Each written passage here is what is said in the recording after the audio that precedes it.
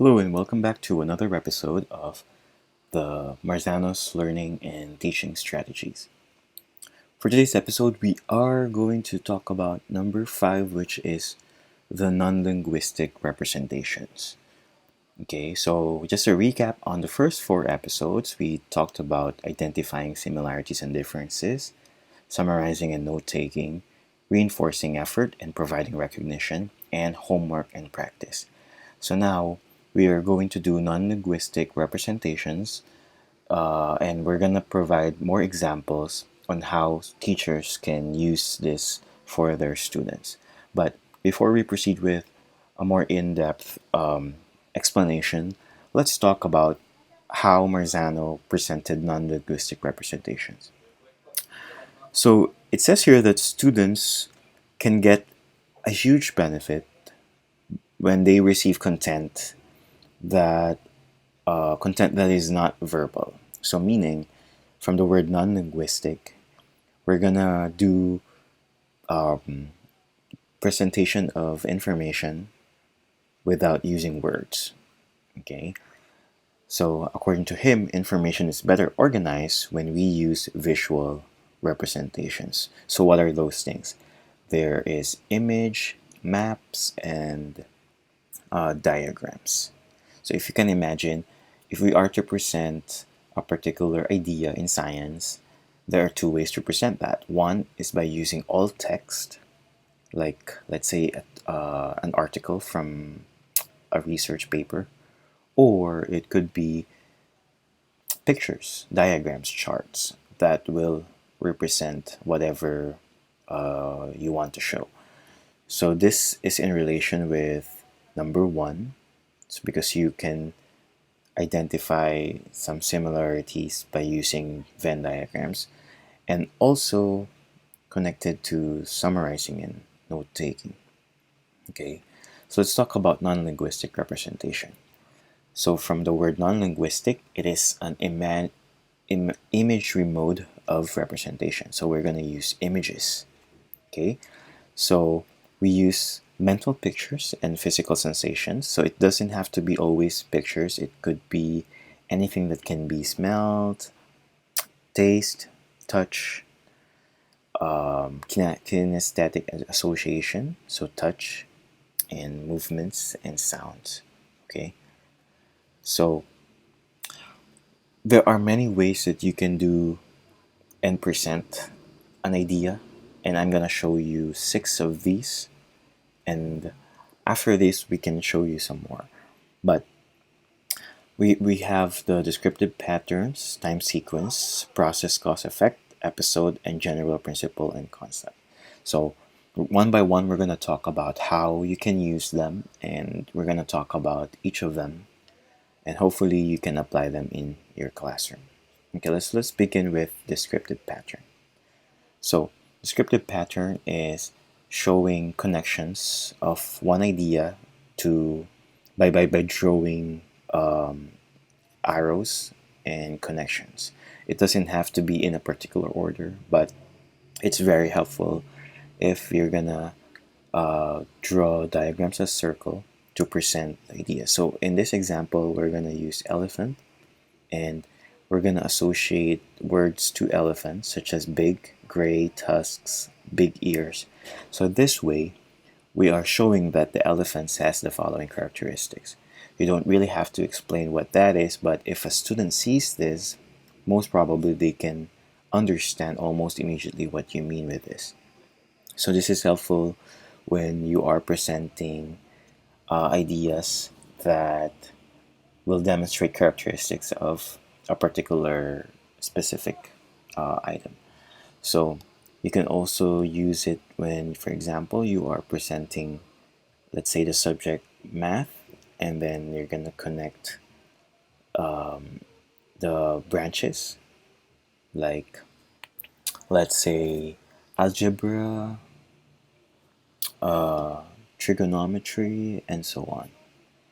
So this is what we call the descriptive pattern. Okay, let's move on to the next one, which is the time sequence pattern. So time sequence patterns is a way of organizing events in a chronological order. So, meaning we need to follow the sequence based on which happened first, next, and so on. So, this is most helpful in history classes, wherein we are trying to show the events that lead to a particular event. So, in this example, for example, Vietnam War, something happened first, and so on, and so on, and so on. And now this is what's the result of this action. So, time sequence pattern can also show, let's say in science, when you're doing experiments, when something happened first, and then you applied something, and then chemical reaction, and so on. So, time sequence can be used as a non-linguistic approach instead of you telling the story. Then it's much better and simplified to understand it this way. Let's move on to process, cause effect pattern. So this is a way of organizing information into a causal network leading to a specific outcome. So it doesn't have to be a chronological order because sometimes there is no time sequence to a particular effect. So in this case, we're gonna show example about study habits that make a student good student. So this is the result. The student is a good student, but there are habits that the student would affect one and another until it reaches this point.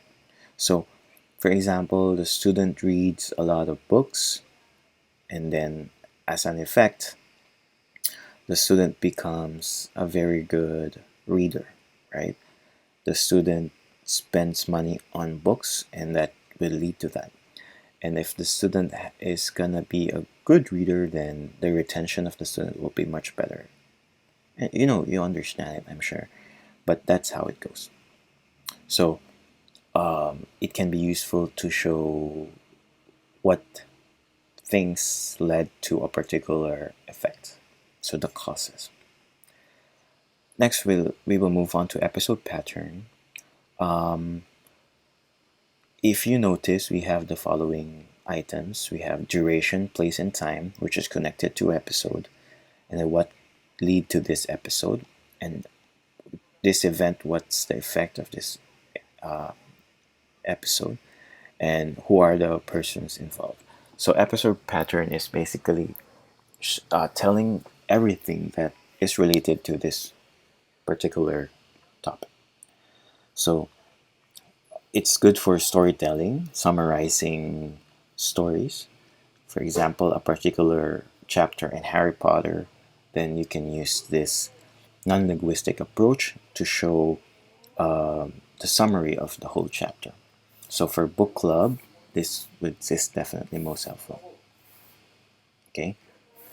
Now let's move on to generalization principle or patterns. Generalization principle patterns is a way of organizing information into general statements with supporting details. So if you are making a thesis, for example, you always have to make support you always have to support your idea by giving descriptions, details, supporting details as we call it. Let's say if you are to discuss an idea, a statement, a strong idea that children should not be given homework, for example, then you should provide supporting details as to why you shouldn't. Otherwise, you will not be able to effectively support your principle or idea. So, yeah, that's one way to use it. And then the last one would be the concept pattern. If you notice, it will look like this. There are examples here which will lead to this characteristic, and then this is the concept. And then if you notice, there are all the same characteristic. We can show it this way. For example, we are trying to reach to an agreement that a particular character in a book is mentally unstable. And so we're gonna show connected examples that the person shows this kind of personality. And so the person, let's say, is always mad, and so we're gonna give example that she got mad at her mom, she got mad at her brother, she got mad at someone at the store, and then you connect that to the characteristic that she's always mad, which will lead to the main concept that she is mentally unstable. And so there are other examples that we can provide, such as the person hates animals and hurts them. You get the idea, I'm sure. But this is one example of using concept patterns to show a bigger idea by using descriptions. There are other ways that we can use non-linguistic representations. We can use physical models. So this is effective in science class. For example, you are showing the distance of planets, and so you can use miniature models of the solar system planets. We can also generate mental pictures in our heads by describing exactly what they should be seeing. We can use pictures, we can draw using pen and whiteboard marker, and then you can also ask the students to have movements as to showing relationship with a real word concept. So in general, those are the things that make non-linguistic representation useful.